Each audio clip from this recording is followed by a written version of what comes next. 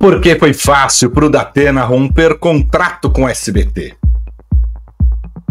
Rubi voltará mesmo no SBT? Por que pararam com as chamadas? Novela dá prestígio? Vale o investimento? Estas e outras perguntas a partir de agora, aqui no Vanucci Responde. Olá, seja muito bem-vindo a Vanucci Responde, mais um episódio aqui para a gente falar de televisão a partir do seu olhar. Você manda suas perguntas através das minhas redes sociais ou então aqui no espaço, aqui embaixo, no espaço reservado aos comentários nesses vídeos.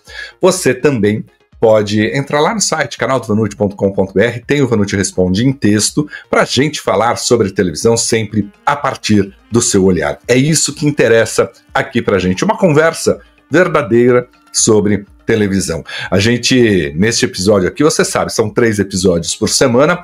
Eventualmente a gente tem um 4º episódio e tem também o Direct do Vanucci, onde a gente discute ali de televisão e olha, sempre vem opiniões muito importantes, muito legais.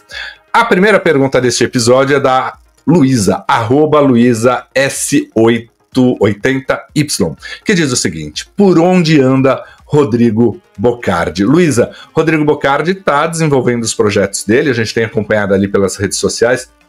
Ele sempre fala ali com as fãs dele, sempre tem algumas reações. Chegou a conversar com o SBT e até onde a gente sabe, por enquanto, está dedicado aos projetos pessoais dele, né? Até mesmo aos profissionais em que ele toca sem depender de uma emissora de televisão. Por enquanto é isso, né?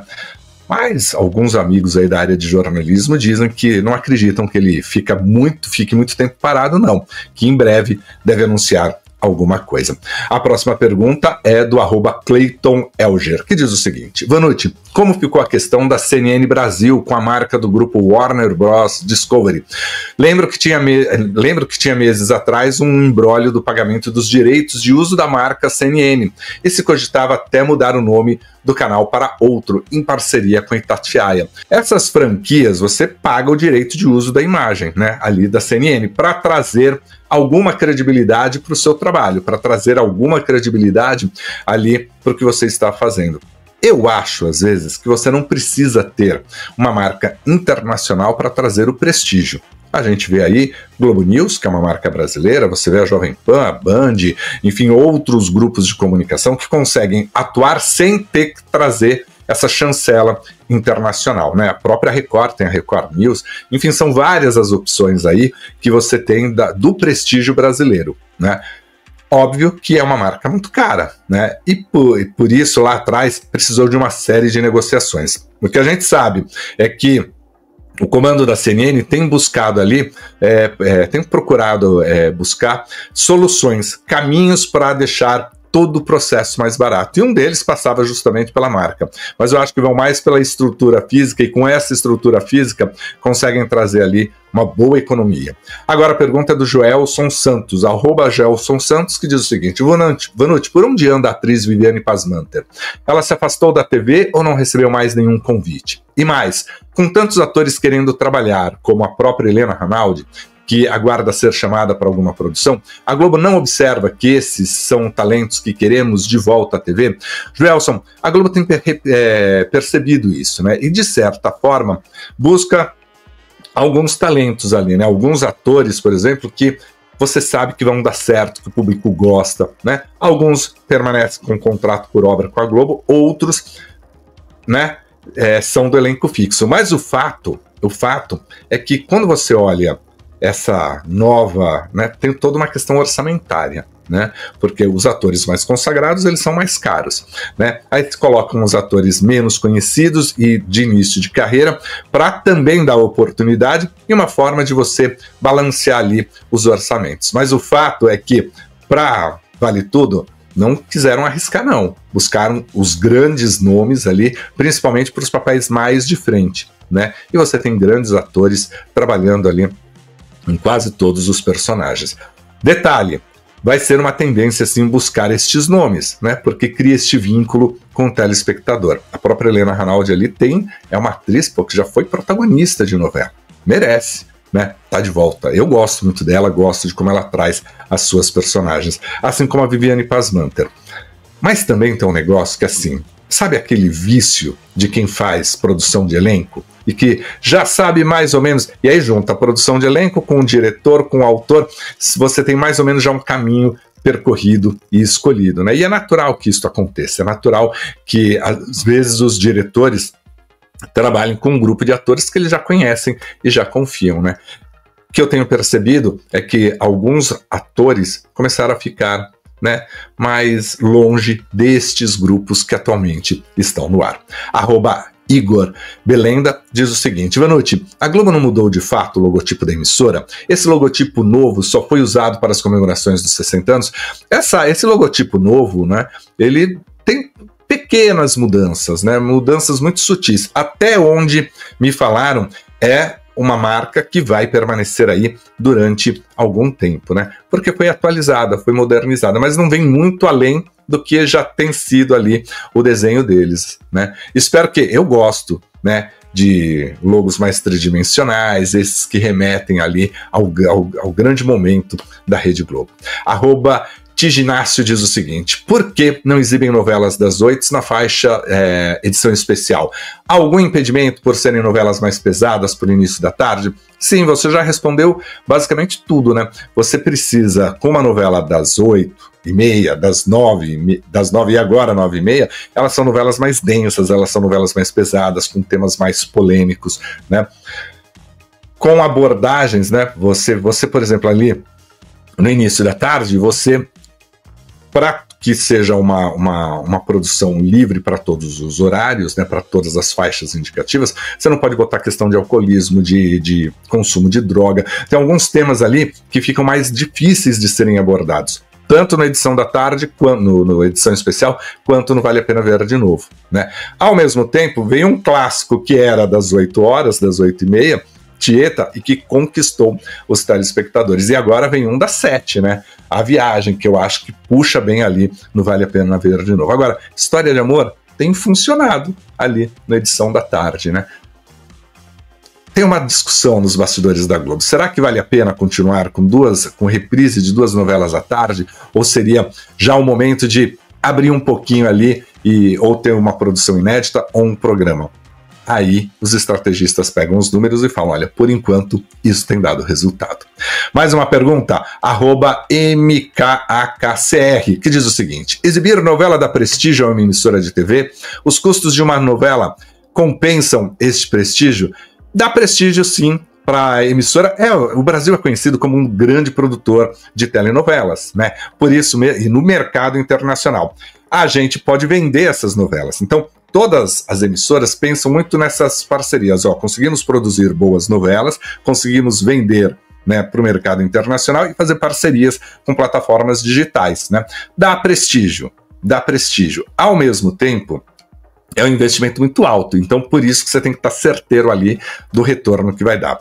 O Pelégio, até aqui, vai lá, consulta lá o vídeo que ele bate papo comigo, e ele fala assim: olha, eu, para manter as novelas do SBT no ar, estiquei o máximo possível para diluir os custos, porque as novelas são muito caras realmente. Então, você precisa ter uma estratégia muito boa para elas. Agora, não significa que uma emissora sem novela não tem prestígio, né? Que precisa obrigatoriamente ter novela para ser uma grande rede. Não, você pode ser uma grande rede sem ter telenovelas e concentrar talvez esse dinheiro em outros produtos que você possa fazer.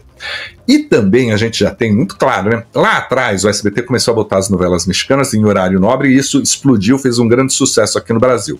Com o tempo, alguns diretores lá do SBT falaram: pô, mas não dá prestígio a gente ficar com produção importada, temos que fazer a nossa. Então sempre se pensou nisso, né? Nesses movimentos de ter a novela própria ali. Em alguns momentos dava, em outros não, em questão de custo, em questão de retorno, enfim, o Silvio sempre administrou isso. Agora, recentemente, a Record mostrou, com Força de Mulher, que uma boa dramaturgia pode ser até importada, dublada. Se ela for boa, vale a pena ser exibida, né? Então a gente tem muito disso, você não precisa produzir necessariamente para ter prestígio, para ter um produto no ar. Você pode colocar e ter uma boa aceitação. Agora, a dramaturgia, né, a ficção, né? Este é um dos produtos do audiovisual mais vendidos, né? Mais consumidos no mundo. Todo mundo tem também, né, uma preocupação de olhar para esse mercado internacional. @Williams Trajano diz o seguinte: é verdade que o SBT vai acabar com as novelas infantis e voltar a produzir novelas adultas?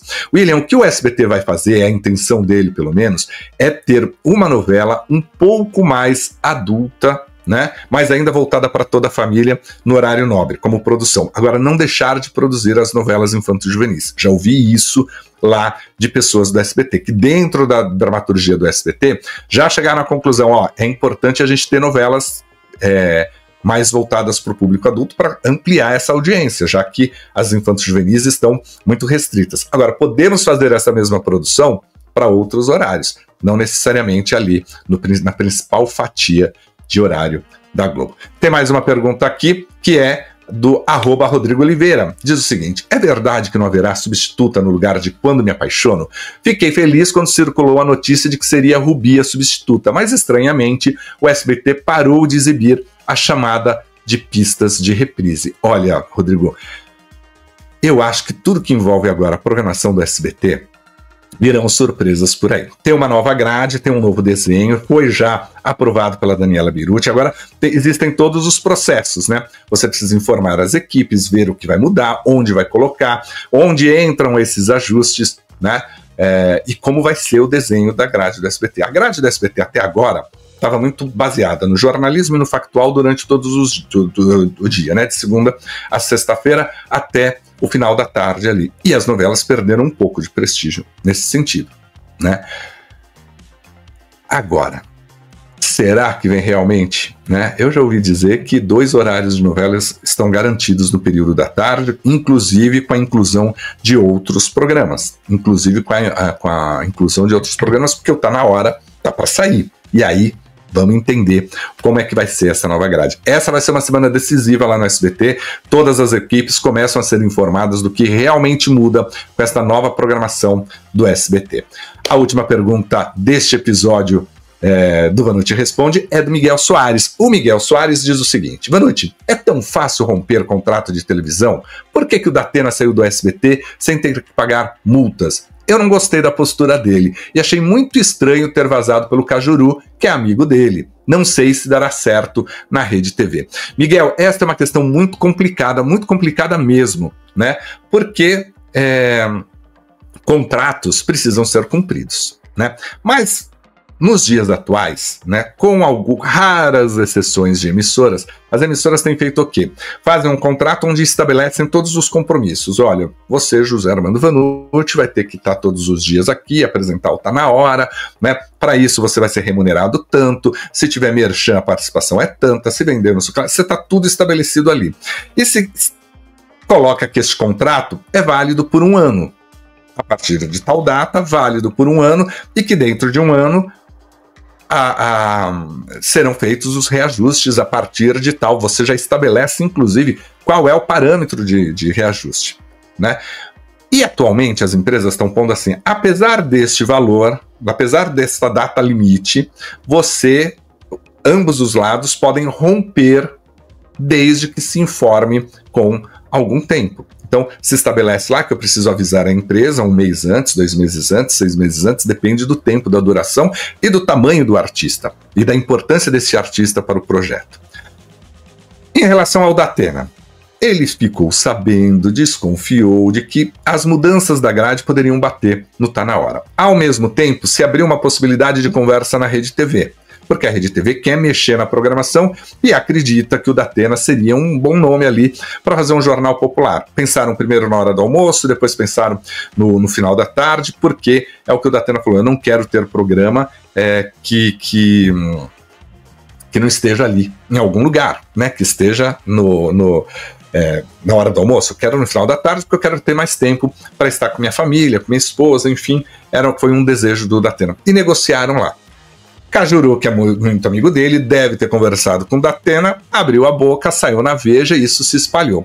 No SBT, e talvez tenha sido, não vou dizer que uma estratégia proposital, mas o fato de ter vazado contribuiu para que no SBT se facilitasse as coisas. Porque lá tem assim um princípio. Você não quer ficar, não está feliz? Não adianta eu insistir. Porque de repente você não quer, vamos achar o melhor caminho. Me dá um prazo. Foi assim com o Kleber Machado. Kleber Machado falou, olha, eu tenho uma proposta irrecusável da Record. Óbvio que o SBT não gostou de saber através da imprensa isso. Mas se estabeleceu acordos, ó, vamos sair tal período, você sai tal período, acabou saindo um pouquinho antes, em função de ter, do Kleber ter aparecido ali, junto ali, né, divulgado, junto com patrocinadores, com a equipe e tal. Mas o fato é que, né, talvez tenha facilitado por isso, porque, ó, há o entendimento de que ele está encaminhado ali, há o entendimento de que ele não está feliz, e a gente vai acabar. Né? Tá na hora, o comunicado do SBT é muito claro, né? Vou até ler aqui para vocês quando eles fazem o seguinte, né? Ó, o apresentador José Luiz da Atena entregou ao SBT um pedido de rescisão contratual após ser comunicado de que haverá mudanças na grade. Na próxima semana, a emissora apresentaria novos projetos para o âncora, que tomou uma decisão antes mesmo da oficialização. O SBT tem enorme respeito por Datena e deseja a ele sucesso nas próximas jornadas. Então, ele saberia, né? Ele ficou sabendo que haveria mudanças na grade, seria comunicado qual que seria o projeto, né? Novos projetos para o âncora. Ou seja, Datena não está no Tá Na Hora. O Tá Na Hora acaba ou passa para outro apresentador. Bate, tá chegando. Ele quis sair, se antecipou ao fato. E o SBT falou, ok. Tudo indica aqui nesse movimento que, sabe assim, conveniente para os dois lados. Vamos encerrar e aí não se cobra multa. Mas geralmente tem multa e você cobra posturas. Mas você também pode rescindir de forma amigável. Conversar, olha, recebi uma proposta muito irrecusável, não dá mais para continuar aqui, é diferente, sei lá. Quero mudar minha carreira. E aí, sempre com uma conversa boa entre o artista, entre o talento e a direção da empresa, você consegue romper. Existem muitas possibilidades. No caso do Datena, essa nota explica muita coisa. Bom, este é o Vanucci Responde. Mande sua pergunta, faça seu comentário, mande sua pergunta aqui no espaço reservado aos comentários ou lá nas minhas redes sociais. E a gente fala de televisão a partir do que interessa realmente a você. Muito obrigado pela sua audiência. Compartilhe esse vídeo, dê o seu like, deixe seu comentário, faça sua inscrição. Ah, Vanucci, já sou inscrito. Tá bom, chama um amigo. Me ajude a levar esse conteúdo a um número muito maior de pessoas. Obrigado, até o próximo vídeo.